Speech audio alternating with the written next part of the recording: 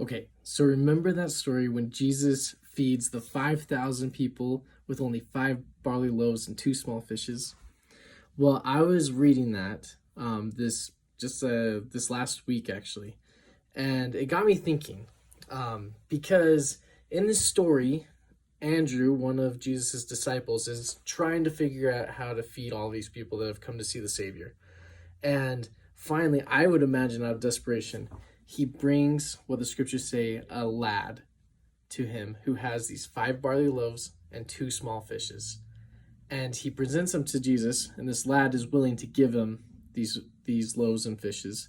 And Andrew says, when he presents them to the Savior, but what are they among so many? As if to say, this is all we can do, but it's not even close to being enough.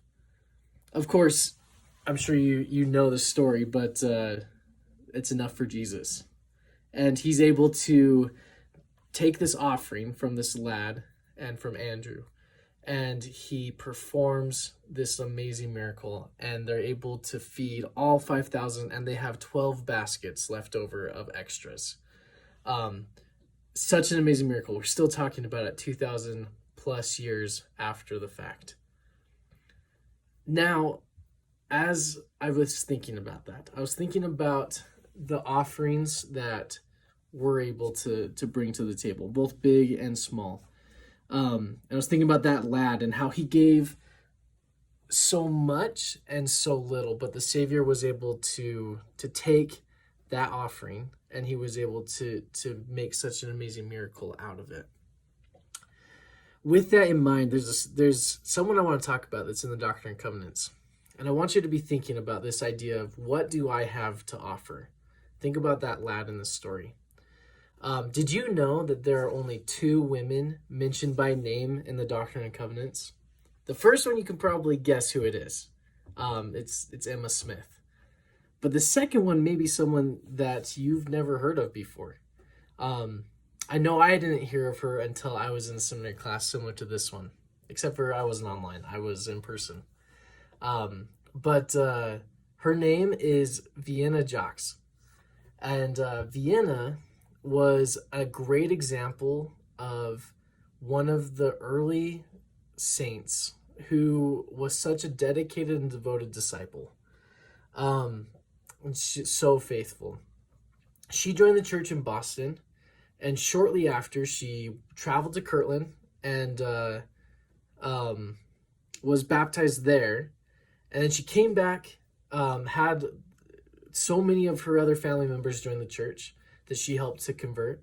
And then after she got everything settled in Boston, all of her affairs in order and everything, she went back to Kirtland to be with the saints. And when she got there, she gave everything that she had, all of her money, all of her property, everything that she owned, to the church. Now, this was a time when the church needed a lot of stuff. They were really struggling financially. She gave, it says, $1,400 to the church, which was everything that she had, which would be about $30,000 today if we're looking at inflation and stuff. So then, despite being driven from her home in Missouri, suffering intense persecution from the mobs there, and doing all sorts of things, she stayed faithful throughout her life, whether that meant taking care of the sick and the afflicted, or leaving everything behind and traveling to Utah at the age of 60 and driving her own wagon across the plains. She was just a great example of a faithful saint who gave all that she had, no matter how big or how small, to the Lord. So once again, that's the question I want you to consider today. I have 3 of the questions, and they're all about the same thing. But just I want you to think about these questions and think about yourself as you think about these. So 1, what do you have to offer to the Lord?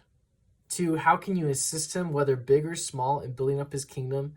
And 3, what talents, abilities, means, hobbies, interests, loaves of bread, fish, whatever it is, what do you have that you could consecrate for good to the Lord? Now I want you to think about that specifically for our seminary class this year. What do you have to offer? Maybe you feel like it's not much. Maybe you're like, my testimony is only this big, and I don't know a lot, and I'm new, and I I don't have a family that supports the gospel, or like things like that. And you're thinking, I don't have much to offer. Even if you only bring this much to the table, I promise you the Lord can work miracles with that. He can feed 5,000 with your loaves and fishes. Maybe you feel like, Brother Smith, my testimony is really strong. And I've had many experiences where I know the Lord, and I trust him, and I have faith in the scriptures, and I have a strong testimony. I have a lot to offer. Great.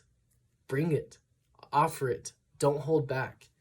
And I promise you the Lord can work miracles with your offering. It doesn't matter how big or small you feel like you can contribute. If you contribute faithfully, I promise the Lord can work miracles.